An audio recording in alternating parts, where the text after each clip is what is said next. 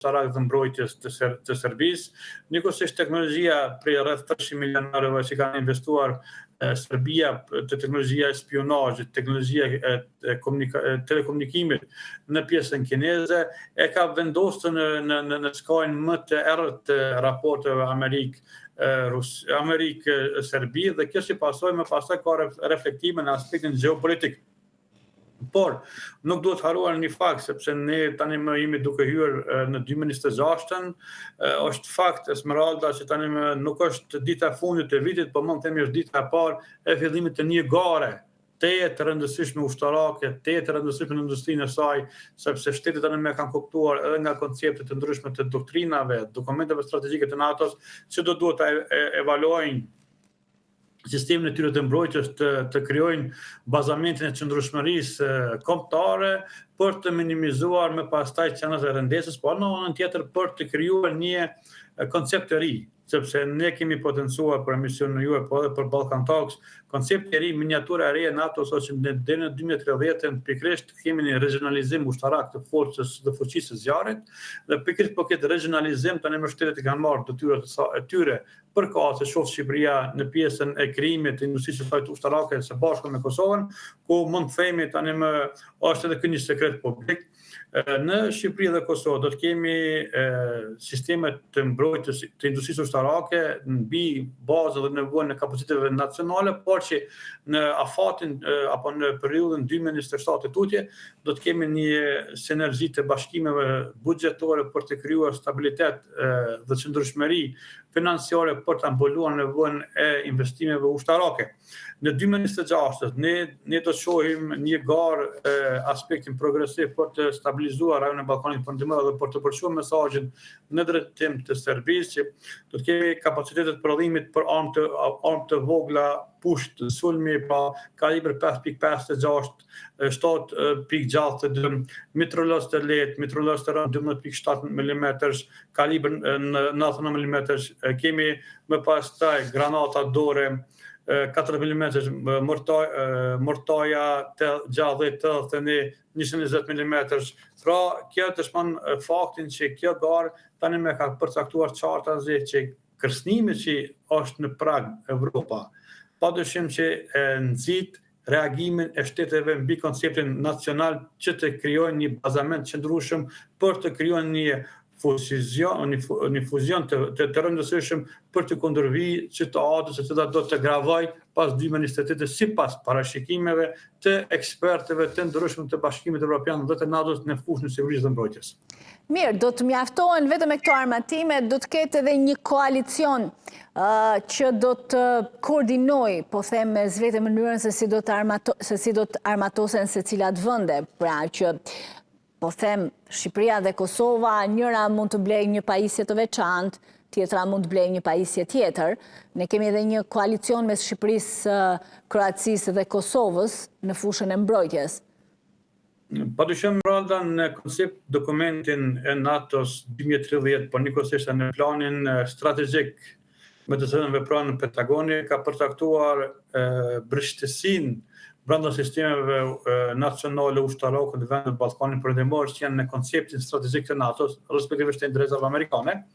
Në koncept dokumentin e brështësisë, pra janë përcaktuar qendrat e rëndësisë apo mangësit brenda sistemit infrastrukturor ushtarak dhe nevojat e tyre, dhe do të krijohet në fillim të 2027 do të krijohet një bazament të përgjithshëm të një kohezioni mes shteteve përkatëse, ku Kosova dhe Shqipëria do të jenë përfituesit më të mëdhej të investimeve amerikane për gjatë 2026, 2027 dhe 2028. Njëkohësisht në këtë kohezion të investimeve të përbashkëta do të ketë edhe përcaktim të qartë të vendeve nacionale kombëtare se në cilat fusha mund të investojnë dhe në cilat fusha kanë kapacitetet e tyre pa u zgjeruar dhe pa u ngarkuar në aspektin ekonomik. Prandaj marrëveshja ushtarake si bazë e cila fillon në fillim të muajit maj të këtij vitit në mes Kroacisë, Shqipërisë dhe Kosovës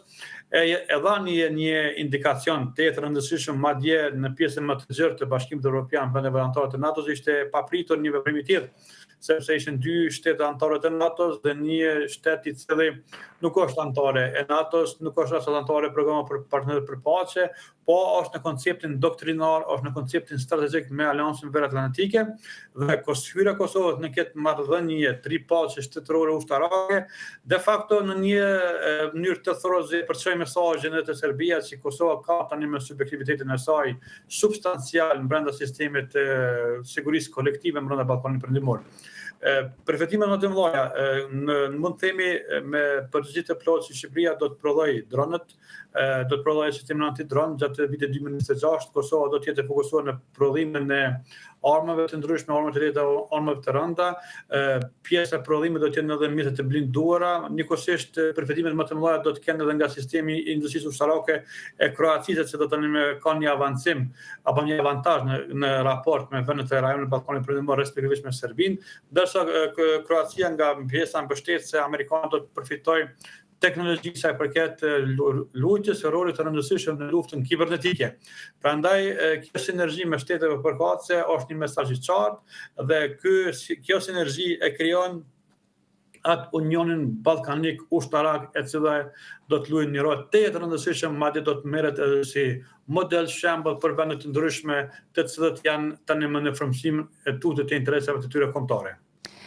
Një strategji sërish të mbrojtjes së Shteteve të Bashkuara në dokumentin emiratuar nga Kongresi dhe Presidenti Amerikan, ka një hapësirë të veçantë për Kosovën. Mbështetje për antarësimin në NATO, mosndryshim kufinç, mbështetje për dialogun Kosovë-Serbi, me njohjen reciproke në qendër. Çfarë do të thotë kjo për Kosovën? Kjo është një garancë strategjike, një garancë e përjetshme e raporteve të krijuar nga mekanizmat e sigurisë dhe nga popullata, por njëkohësisht nga spektri I gjerë politik në Republikën e Kosovës, ku thon spektri I gjerë investimet në raporte strategjike mes Kosovës dhe Amerikës nuk janë investime të kohës së shkurtër, janë investime strategjike të cilat kalojnë madje 3 dekada raporte Kosovë dhe Amerikë. Prandaj ky investim, ky pozicionim I njohjes reciproke në qendrën mes Kosovës dhe Serbisë është një mesazh I qartë për Serbinë se do duhet të shkëputet nga influencimi rus dhe kinez dhe do duhet që ta përqafoj një marrëveshje që do të vinë në tavolinën e bisedimeve sipas gjitha gjatave pas mbajtjes së zgjedhjeve të parakohshme në nacionale apo kombëtare të Serbisë. Në 2026 do të jetë target nga vetë shtëpia e bardhë dhe nga Departamenti Amerikan I Shtetit që të investoj pikërisht në parafimin e këtij raporti dhe të shkëputet një përgjithmonë influencimi I interesit nacional serb mbi pretendimet territoriale. Prandaj pa të ndikimi I jashtëzakonshëm I këtij veprimeve apo raportit amerikan në pjesën e Bosnjë Hercegovinës duke përjashtuar nga influencimi I Milorad Dodikut nga pjesa e udhëheqjes së dikasterëve shtetëror të Republikës Srpske, pavarësisht që është pjesë përbërëse e subjektit të tij politik, por influencimi zyrtar nuk do të jetë më prezent. Prandaj mbrojtja territoriale, mbrojtja kombëtare, mosndryshimi I kufeve, janë gjitha në varg në interesit amerikan që çfarëdo pretendimi I palëve të treta, pra në këtë rast Rusisë përmes Serbisë të krijohet mundësia e një lufte siç ishte rasti me Krimin, me pjesën e rajonit në pjesën ukrainase, mos të jetë fare mundësi diskutimi brenda sistemit udhëheqjes politik të Serbisë. Është në rrallë një problematik e cila është vënë në pah dhe në dukje është çështja e jo autoritetit të plot Aleksandar Vučić edhe brenda mekanizmit të sigurisë të Serbisë, qoftë natyrë inteligjente ushtarake apo policore, sepse pjesa më e madhe e këtij formacioni shtetëror kushtetues të Serbisë udhëheqet nga struktura inteligjente të afërta me pjesën e Aleksandar Vulinit dhe me Moskën zyrtare dhe pikërisht ky mesazh është më shumë mesazh për Moskën sesa për Beogradin, sepse Beogradi ka kuptuar një herë gjithmonë që çfarëdo lëvizje në drejtim të territorit të Republikës Kosovës apo pretendimet më të tjeshme do të ketë përpasoj veprimet të cilat janë shkatruese për pjesën e Serbisë, njëkohësisht edhe sankcione në drejtim të kompanisë Nish, në drejtim të gazit apo elementet të tjera janë mesazhe dhe injektor të caktuar të politikës amerikane mbi politikën e Beogradit. por frika mbetet permanente në aspektin e luftës hibride. Ju e keni vërejtur edhe gjatë pasitjes së një nga mediumet gjermane,